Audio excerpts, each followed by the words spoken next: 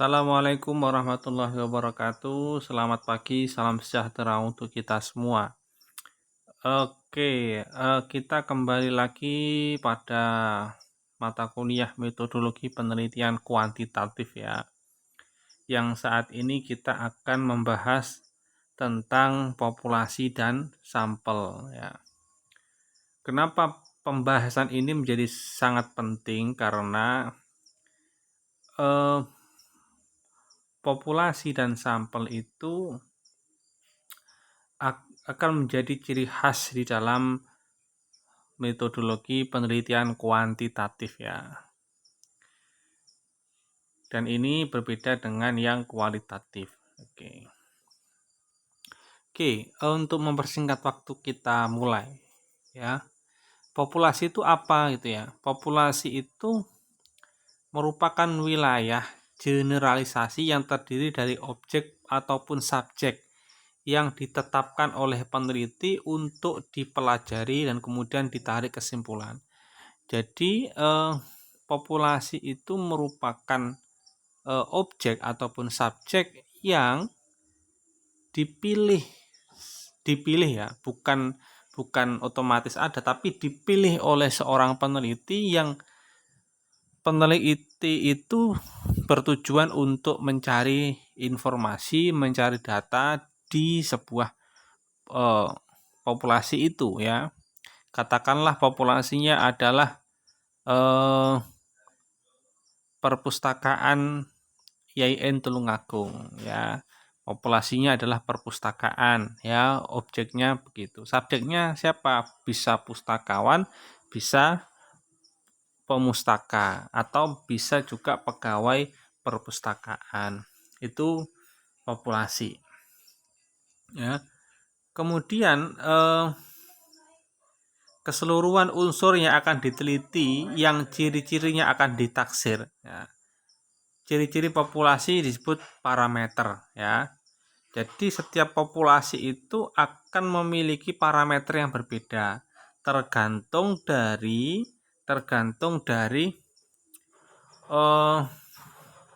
variabel yang akan digunakan ya di dalam penelitian.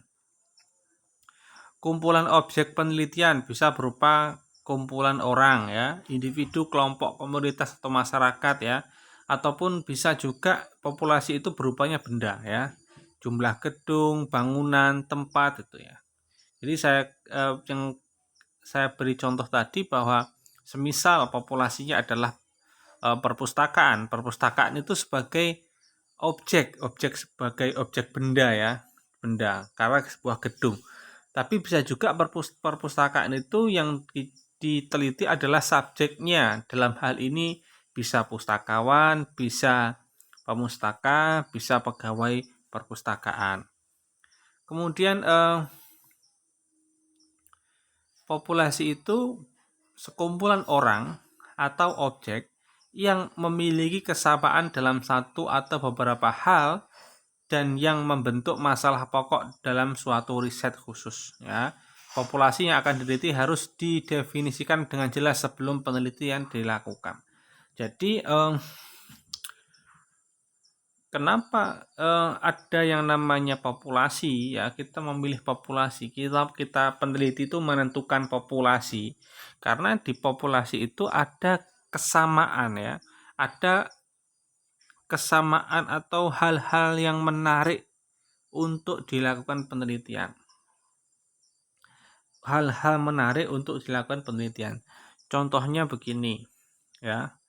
Di Blitar itu ada yang namanya kampung dongeng ya. Ada yang namanya kampung dongeng. Lah, ini menjadi sebuah populasi yang menarik untuk dilakukan penelitian. Tinggal dari sudut pandang mana kita melihat, apakah menggunakan pendekatannya kuanti ataupun nanti kuali gitu, begitu. Kemudian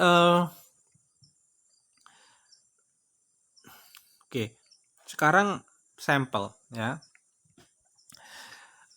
Sampel itu adalah bagian dari populasi yang mewakili seluruh populasi. Jadi sampel itu diambil untuk mewakili sebuah populasi. Contohnya populasinya adalah 100 mahasiswa IP, maka kita bisa mengambil sampelnya dari 100 itu mungkin diambil 50, diambil 60 atau 80 begitu. Ya, sampel sebagian unsur populasi yang dijadikan objek penelitian. Jadi kita tidak perlu ya, tidak perlu mengamati atau meneliti. Misal ada 100 populasi, terus 100 populasi itu kita teliti semua, itu tidak. Kita bisa menggunakan yang namanya sampel.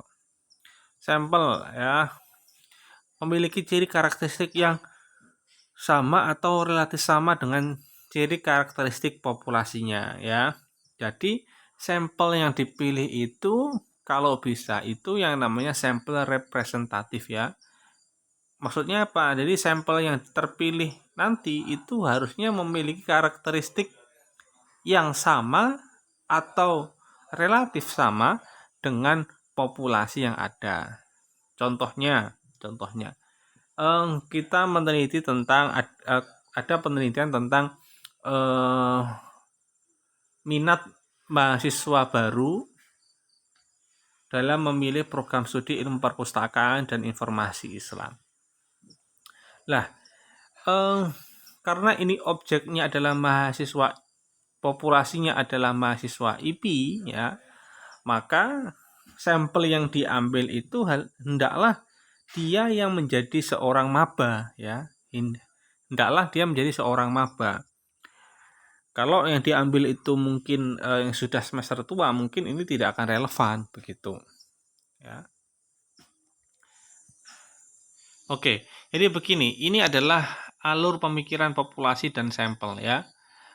Jadi populasi, kemudian dari populasi itu sekumpulan objek ataupun subjek memiliki karakteristik yang sama, kemudian itu dipilih menjadi sampel ya. Sampel itu penarikannya nanti ada rumusnya, dan dari sampel ini kemudian dicari datanya hingga menjadi sebuah temuan ya. Dan temuan itu kemudian dikembalikan kepada populasi apakah merepresentasi dari populasi yang ada begitu. Ini alur pemikirannya ya.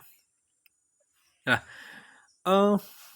mengapa kok perlu sampel? Kenapa kok tidak keseluruhan saja populasi itu diteliti begitu ya? Karena begini, populasi itu bisa jadi populasi yang besar ya. Jadi tidak mungkin sebanyak anggota populasi itu dijadikan objek untuk memberikan data semua. Maka diperlukan yang namanya sampling ataupun sampel.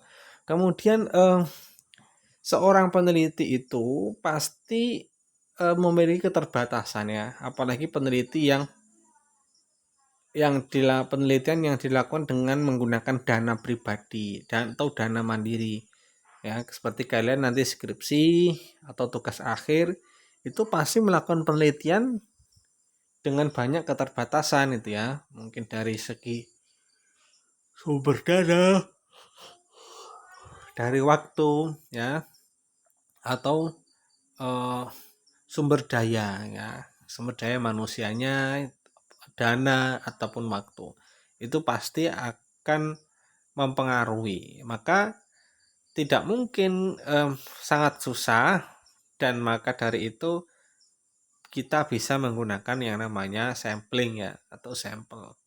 Kemudian penelitian terhadap sampel bisa lebih reliable daripada terhadap populasi ya.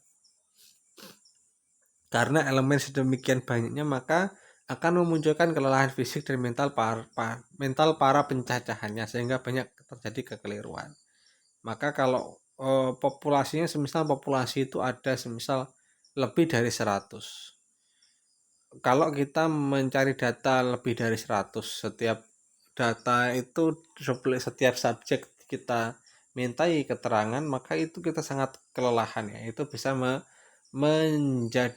mempengaruhi hasil penelitian kita.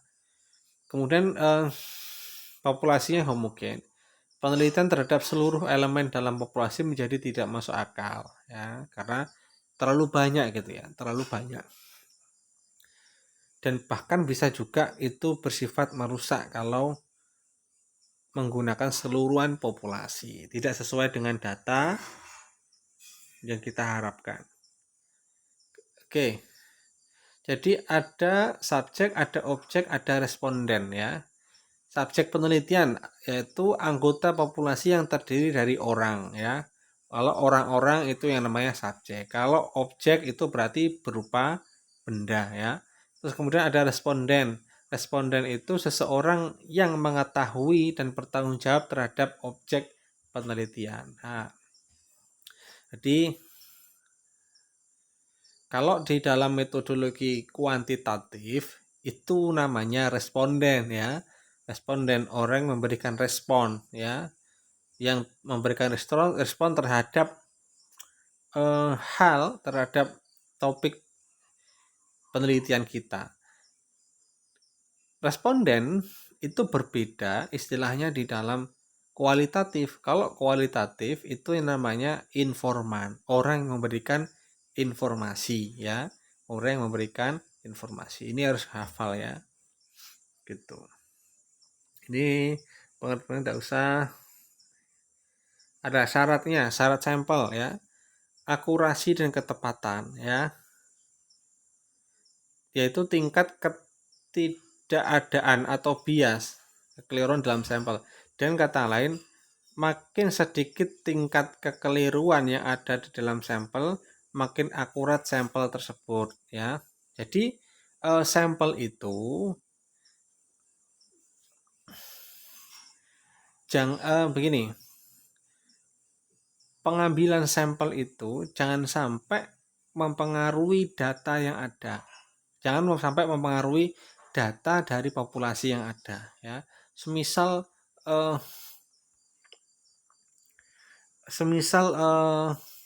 populasinya ada 100, jangan sampai kita memilih sampelnya hanya 10 orang, hanya 15 orang, padahal populasinya berjumlah 100 orang ya. Misal populasinya ada 1000, jangan sampai kita hanya memilih 100 gitu ya. Maka untuk menguatkan tingkat akurasi dan ketepatan ini, maka ada rumusnya ya. Ada rumus untuk menghitung berapa sampel yang harus diberi pertanyaan atau dicari datanya jika populasinya sekian ya. Kalau 100 itu berapa? Kalau 500 populasinya itu berapa? Itu ada rumusnya. Kemudian syarat kedua itu harus namanya presisi ya, memiliki tingkat presisi estimasi. Presisi mengacu pada persoalan sedekat mana estimasi kita dengan karakteristik populasi. Jadi presisi itu diukur oleh simpangan baku yaitu standard error. Makin kecil perbedaan di antara simpangan baku yang diperoleh, maka semakin tinggi tingkat presisinya ya. Jadi nanti ada derajat kesalahan ya. Ada derajat kesalahan itu kita bisa menggunakan 5%, bisa menggunakan 2% ataupun 5% ya. Kita standar deviasi, standar presisnya seperti itu. Itu nanti akan dipelajari di materi statistik ya. Nah, ukuran sampel itu seperti apa? Jadi ada rumus untuk menentukan ukuran sampel ya. Ada beberapa ahli yang sudah menjelaskan cara menghitung sampel ya. Ukuran sampel harus mewakili populasi. Oke. Jadi sampel yang ada itu harus bisa mewakili populasi yang ada. Ukuran sampel mempengaruhi tingkat kesalahan yang terjadi ya. Jangan sampai karena ukurannya sedikit itu bisa jadi mempengaruhi tingkat kesalahannya. Otomatis tingkat kesalahan itu akan semakin besar. Semakin banyak ukuran sampel, maka semakin kecil tingkat kesalahan generalisasi yang terjadi atau sebaliknya. Jadi semakin banyak sampelnya gitu ya, itu akan mengurangi tingkat kesalahan di dalam sampel, di dalam populasi ya. Kemudian faktor-faktor yang mempengaruhi ukuran sampel tingkat presisi, kemudian derajat keseragaman ya, bisa juga tentang banyaknya variabel yang digunakan. Ya, kemudian ada biaya, waktu dan tenaga yang ada. Jadi ini faktor-faktor yang bisa jadi mempengaruhi sampel ya. Oke. Jadi ini ya. Kalau kita lihat dari sini, ini hubungan antara ukuran sampel dan tingkat kesalahan. Ini titik nolnya ada di kiri bawah ya. Dari kiri bawah ke kanan itu semakin besar, sama semakin besar. Kemudian dari kiri bawah ke atas itu semakin besar. Jadi semakin besar ukuran sampel, itu tingkat kesalahannya semakin kecil.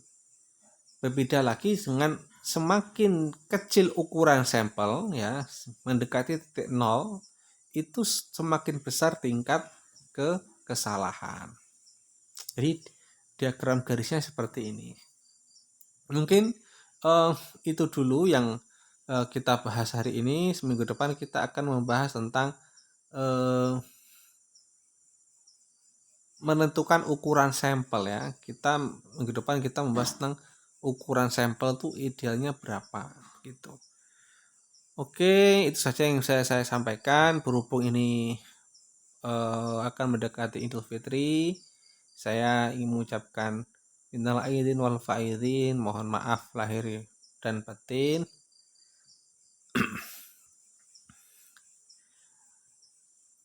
Mohon maaf kesalahannya, dan semoga kita semua